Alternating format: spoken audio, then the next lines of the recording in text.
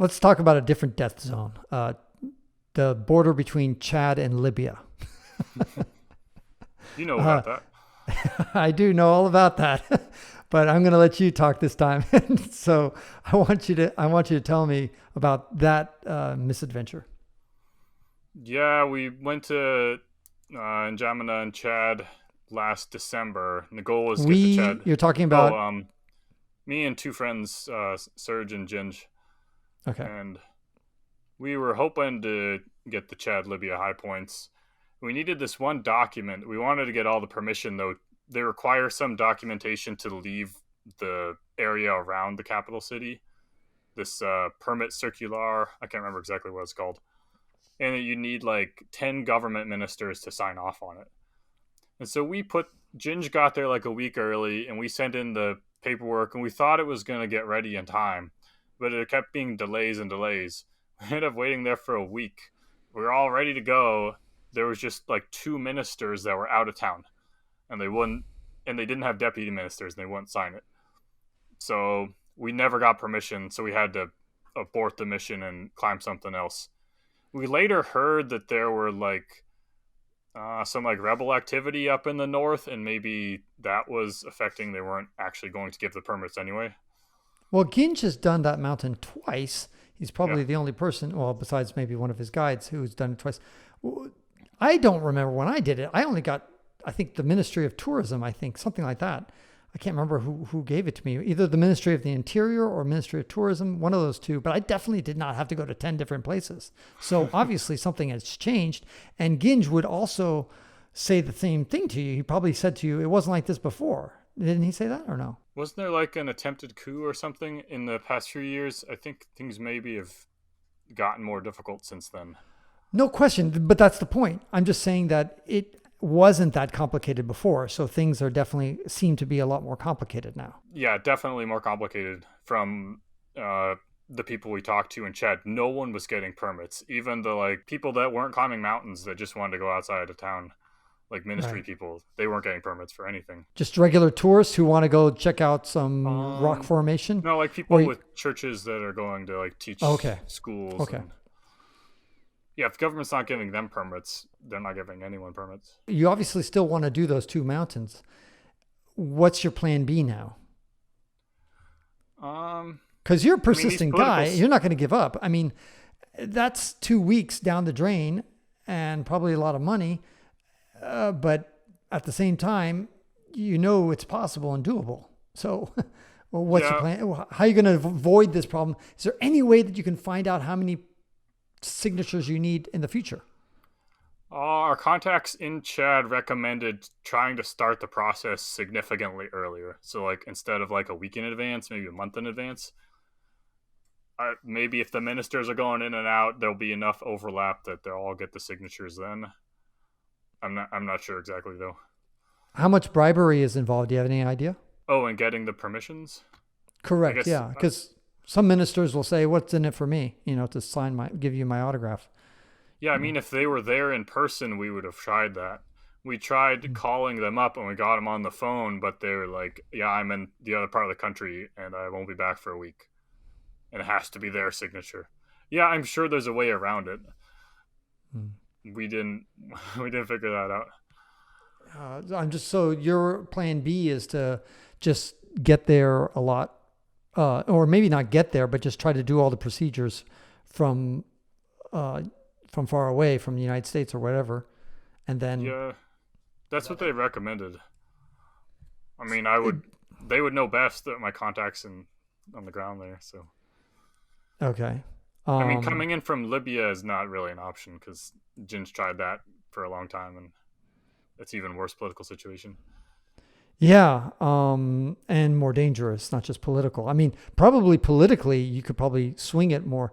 I guess the logistics in some ways is easier if you come in from Libya, in the sense that you just got to bribe every checkpoint or something like that.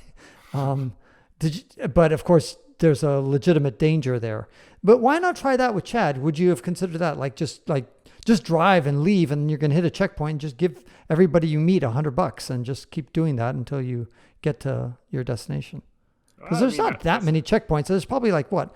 I don't know, 10, 20 checkpoints or something like that. And if you give everybody $100, that's like $2,000. I don't know.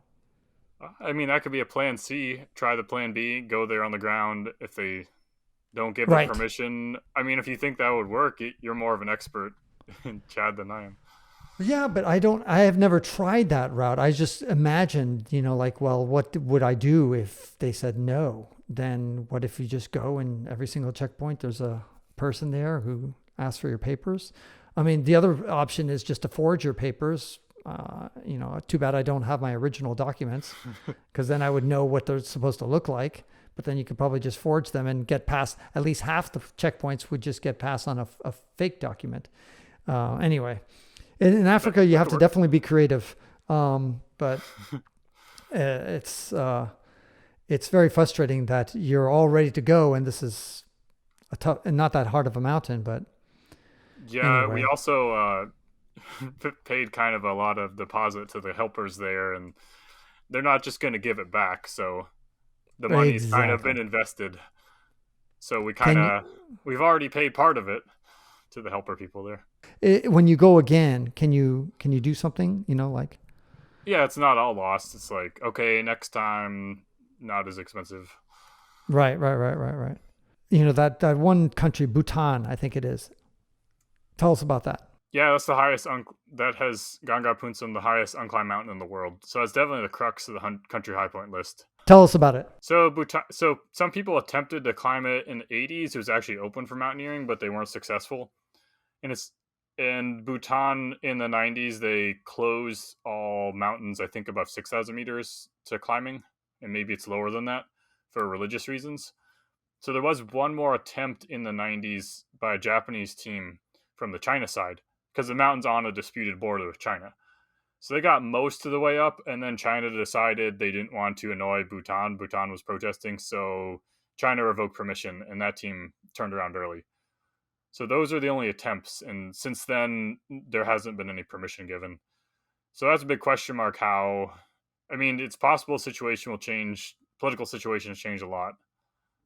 That's a question mark, though, how to get that one. Justine Kirby asks about countries that don't have mountains like many of the small Pacific countries. Will you instead visit some strange high point? How are you going to deal with those? Yeah, there's still a highest point for every country. It might not be a big snowy mountain, but like in the Pacific Islands, there's still little hills. And these are actually very difficult. The main difficulty is finding where the highest point is. It's not like a big volcano, where the top is.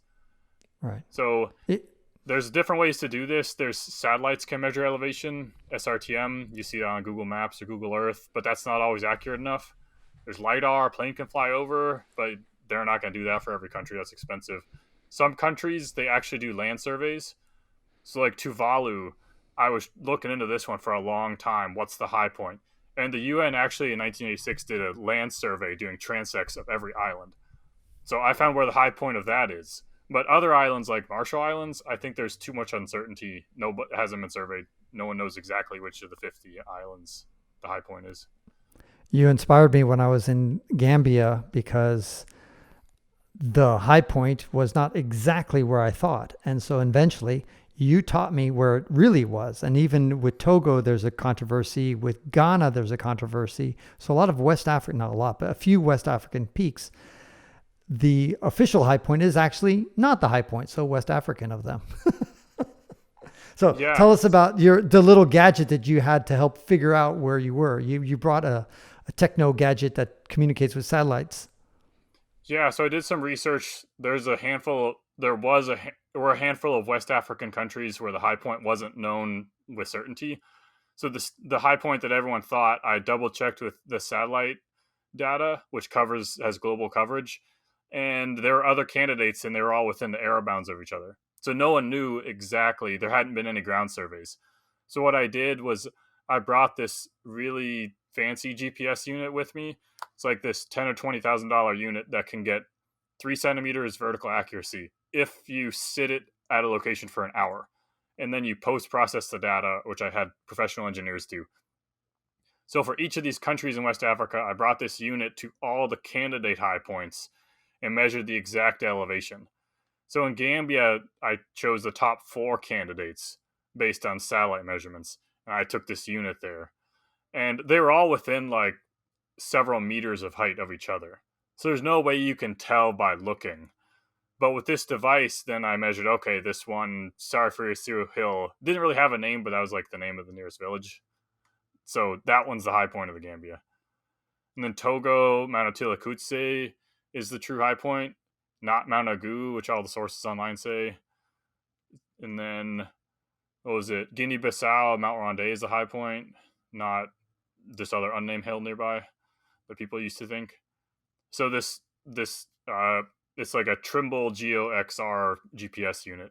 So I just rented it, or this company Compass Data just lent it to me for free because I thought it was a neat project. So that's the unit that measures the elevation. You had to give it back though. Just kept it for the trip. And actually the officials were very suspicious because I stored it in a Pelican case in the airports. They were always real suspicious because no one comes in there with a Pelican case. So they're always inspecting it. Pelican cases are these really hard, robust cases that look like almost military.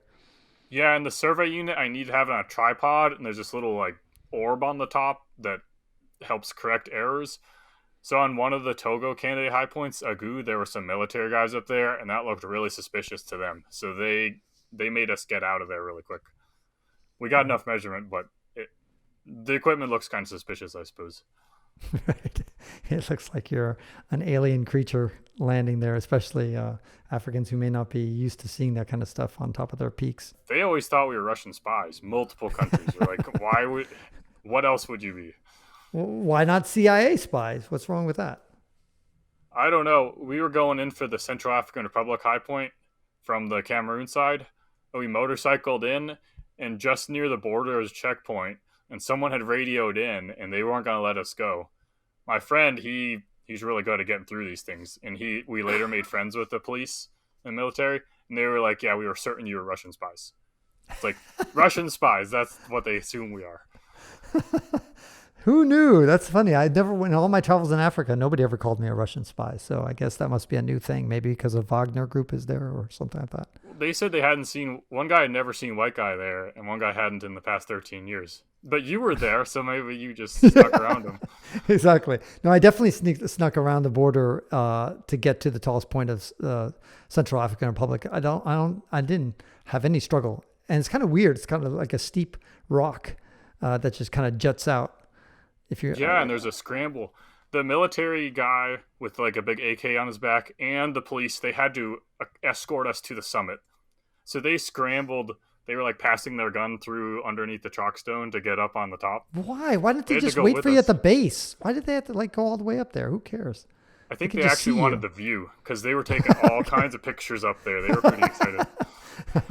Funny. Okay, and then Robert Hahn, another person, asked a question.